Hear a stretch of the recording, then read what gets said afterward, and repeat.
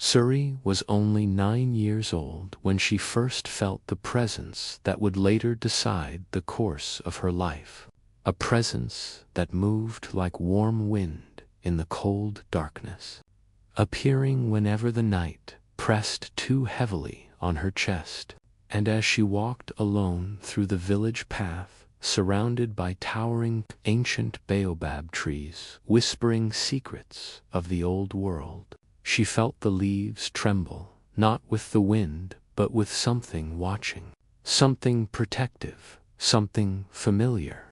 And even though she could not yet understand what it meant, the sensation wrapped around her like a mother's hand, guiding her safely through the shadows. Her own mother had passed 3 moons ago, taken suddenly by the great fever that swept the region, leaving Zuri with nothing but aching silence and the faint memory of the lullabies she used to hum. Yet here, in the half-lit path, she felt a strange comfort and a soft whisper calling her name, a whisper that made her stop, turn, and stare into the dark.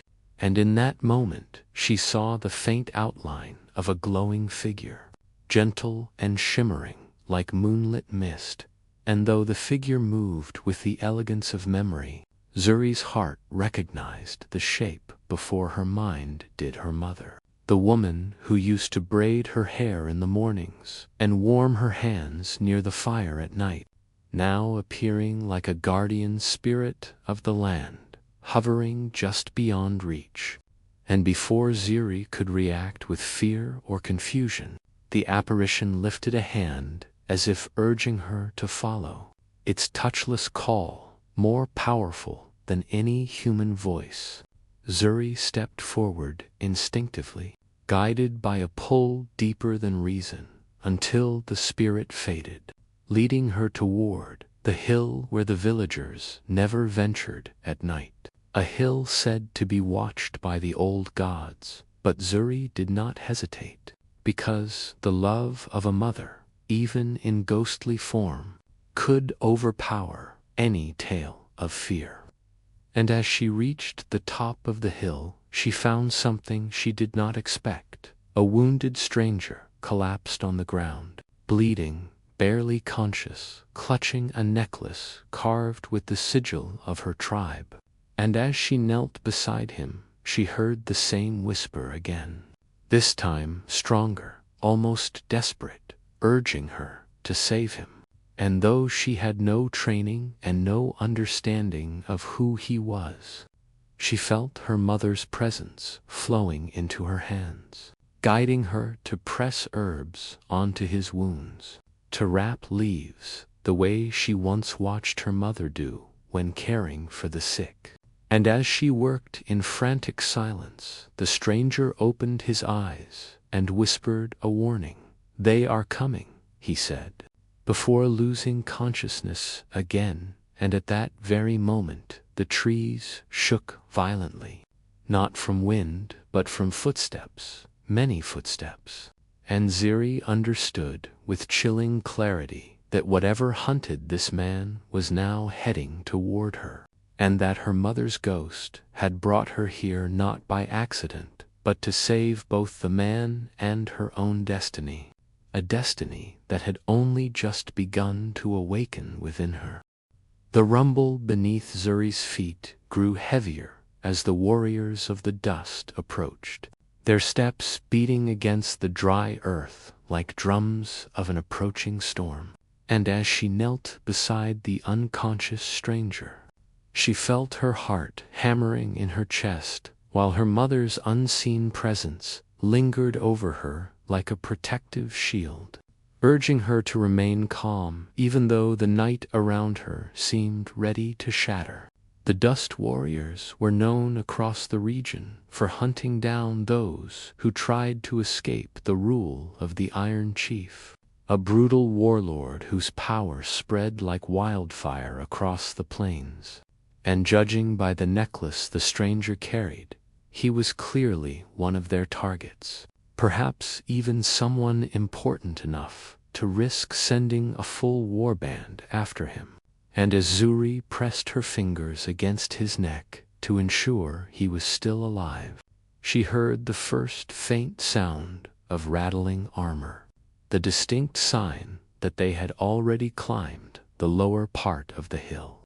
She looked around frantically for a place to hide, but the land was open, and the moonlight bathed the hilltop in cold silver light that made her feel painfully exposed.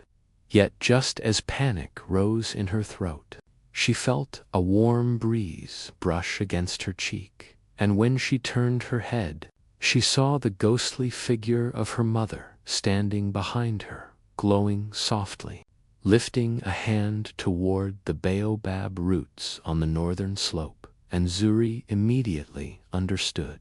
Dragging the wounded man with all the strength her small body could muster, pulling him toward the thick roots that twisted like ancient arms gripping the earth. As soon as she slid the man into the natural hollow formed by the roots, her mother's ghost swirled around the space like mist, cloaking it from sight. And Zuri hid beside him just as the first of the dust warriors reached the top of the hill. They were tall, broad-shouldered men, covered in coats of cracked earth, their armor shaped from hardened dust mixed with desert clay, giving them a monstrous appearance, as though the desert itself had risen to walk. And their leader, a man with a mask shaped like a jackal's skull, stepped forward and sniffed the air as if sensing life nearby. But Zuri's mother's spirit thickened the air like fog, bending the warrior's sight away from the hiding place. The leader barked orders in a harsh, clicking tongue, and the warriors spread out, searching the ground for footprints. But the ghost wind swept across the hill, erasing the tracks Zuri had left, and after several tense minutes, the leader growled in frustration, gesturing his men to move down the opposite slope.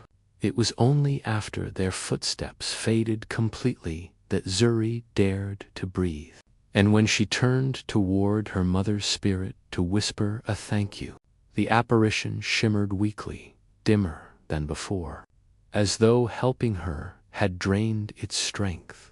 And before Zuri could reach out, the ghost dissolved into the night air, leaving behind only the faint smell of the herbs her mother once used for healing. With the threat gone for now, Zuri returned her attention to the stranger, whose fever seemed to worsen as sweat soaked his brow, and as she pressed her hand to his cheek, he suddenly grasped her wrist with surprising strength, whispering hoarsely, "You must take me to the Oracle of Stones." Before they return, and though Zuri had only heard stories of the Oracola mythical seer who lived in a labyrinth of rocks far beyond the plains, she knew that destiny had already begun to pull her into a journey she could no longer escape. At dawn, when the first golden rays touched the savannah, Zuri began her desperate journey toward the stone oracle, guiding the feverish stranger through tall grass that swayed like waves in a restless sea. And though the daylight warmed her skin, she felt the lingering chill of the night's terror clinging to her spine, reminding her that the dust warriors could return at any moment, driven by their ruthless loyalty to the Iron Chief. The path they followed was known as the Road of Bones, a narrow trail snaking through scorched land where ancient battles had once taken place. And as the ground cracked beneath their feet, Zuri felt an overwhelming heaviness in the air, as though the spirits of fallen warriors still lingered, watching all who dared to pass. The stranger, who finally regained enough consciousness to speak, revealed his name to be Keanu, a messenger of the free tribes who sought to unite the scattered clans against the Iron Chief's tyranny. And the object the dust warriors hunted was not just him. But the carved necklace he carried a key said to unlock an ancient prophecy guarded by the stone oracle. Zuri listened with a mixture of fear and awe, realizing that her mother's ghost had led her into something far greater than she could have ever imagined. And as Keanu's strength faltered again, she supported him, refusing to let him fall, despite her small size. Hours passed before they reached the first marker of the Road of Bonzan, immense stone ribcage rising from the earth, sculpted by unknown ancestors, each rib carved with symbols of warning and remembrance. As they passed beneath the towering arches, Zuri felt the air shift, heavy with ancient magic. Whispers curled around her ears, voices she could not understand, yet somehow recognized, as if they spoke the language of the soul. Keanu stumbled, gripping her shoulder, as he muttered that the guardians of the path were testing them. And before Zuri could ask what he meant, the ground trembled, and a massive silhouette emerged from the dustin ethereal creature formed from bones and sand. With hollow eyes glowing like dying embers, Zuri froze in terror. But then her mother's ghost appeared beside her again, weaker than ever, yet still protective, placing a ghostly hand over Zuri's heart, filling her with courage. The bone guardian lowered its skull-like head, examining her, and after a tense moment, it stepped aside, recognizing the glow of ancestral protection that surrounded her, and the path cleared, revealing a safe passage forward. But the moment they crossed the boundary, Zuri felt her mother's spirit flicker violently, as though the ghost had expended far too much energy. And before Zuri could reach out, the ghost faded into a trail of silver dust, leaving Zuri with an ache so sharp she nearly cried out. However, there was no time to grieve, for Keanu suddenly fell unconscious again, whispering only one word before collapsing completely: "Hurry." By the time Zuri reached the labyrinth of stone pillars that marked the oracle's domain, her arms trembled from supporting Keanu's weight, and the sky above had deepened into a crimson dusk that cast long shadows across the maze-like formations, giving the impression that the stones themselves were alive and watching. Legend said that the oracle did not reside in a single place, but moved through the shifting rocks like a spirit of the earth. And as Zuri entered the labyrinth, she felt the air hum with ancient power, vibrating through her bones like the echo of a drumbeat long forgotten. With each step, the stones rearranged subtly around her, guiding her deeper, and she sensed that her mother's ghost, though too weak to appear, was still present somewhere in the unseen spaces of the world, watching her with maternal pride and sorrow.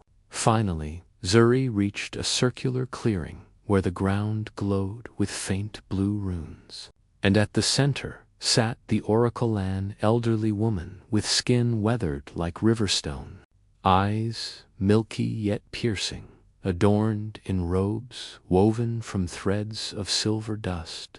Without lifting her head, the oracle spoke, her voice resonating like many voices at once, telling Zuri she had been expected since the moment her mother's spirit crossed the veil.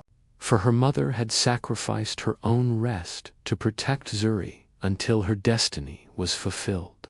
Zuri felt her throat tighten, tears burning her eyes as she listened to the oracle describe her mother's love, powerful enough to bind her spirit to the living world, but fading now as the magic sustaining her weakened. When the oracle finally opened her eyes, she gestured toward Keanu, lying motionless on the ground, and explained that only the prophecy hidden within the necklace could save him. But the key could be activated only by someone pure of heart and guided by ancestral Swallowing her fear, Zuri stepped into the center of the glowing runes, clutching the necklace as the oracle chanted words that seemed to shake the sky itself.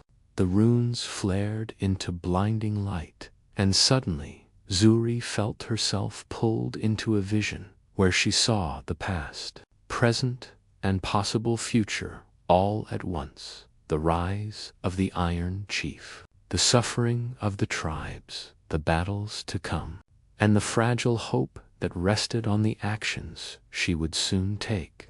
When the light faded, Zuri collapsed, trembling from the intensity of what she had seen, and the oracle placed a gentle hand on her shoulder, telling her the truth she had not wanted to hear.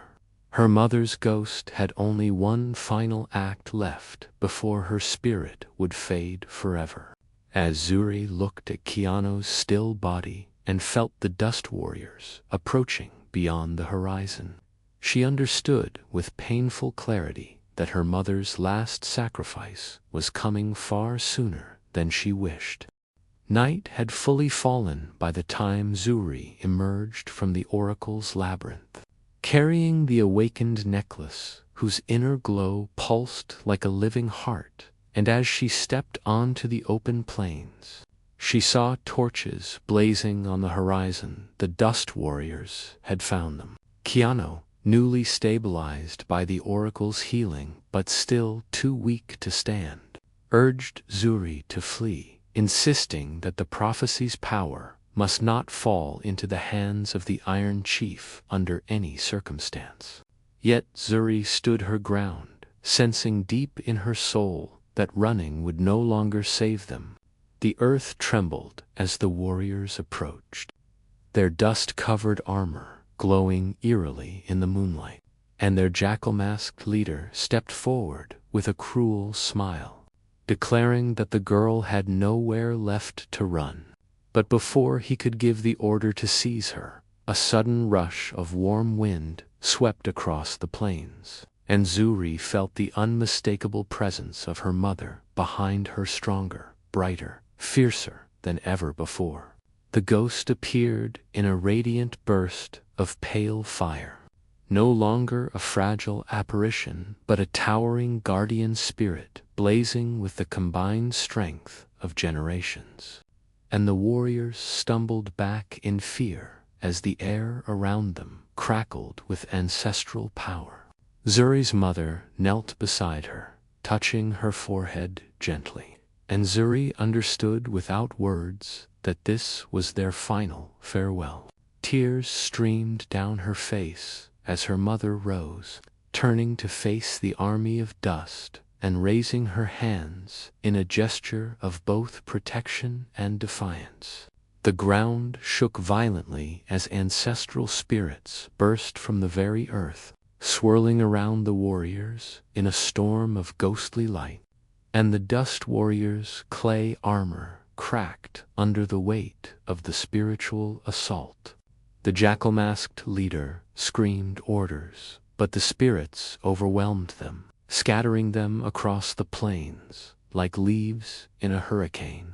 With the last of her strength, Zuri's mother summoned a beam of pure white light that erupted from the sky, striking the ground in front of the fleeing warriors and creating a chasm so deep it roared like thunder, blocking their path forever. As the storm of spirits faded, Zuri watched her mother's glowing form flicker like a dying flame, and she ran forward, pleading for her to stay. But her mother smiled softly, the same warm, loving smile she remembered from her childhood, before dissolving into a cloud of shimmering dust that rose slowly into the night sky. The pain of loss hit Zuri like a breaking wave, but beneath it was a new strength, a flame lit by her mother's sacrifice. Keanu placed a hand on her shoulder, telling her that the tribes would follow her now, that destiny had chosen her to unite them. And as she looked out over the plains, illuminated by the moon, and the lingering glow of her mother's spirit. Zuri vowed that she would honor her mother's legacy by ending the Iron Chief's reign and bringing peace to the land. Though her mother was gone, Zuri no longer felt alone. In her heart burned the courage of generations, guiding her toward the future her mother had protected with her very soul.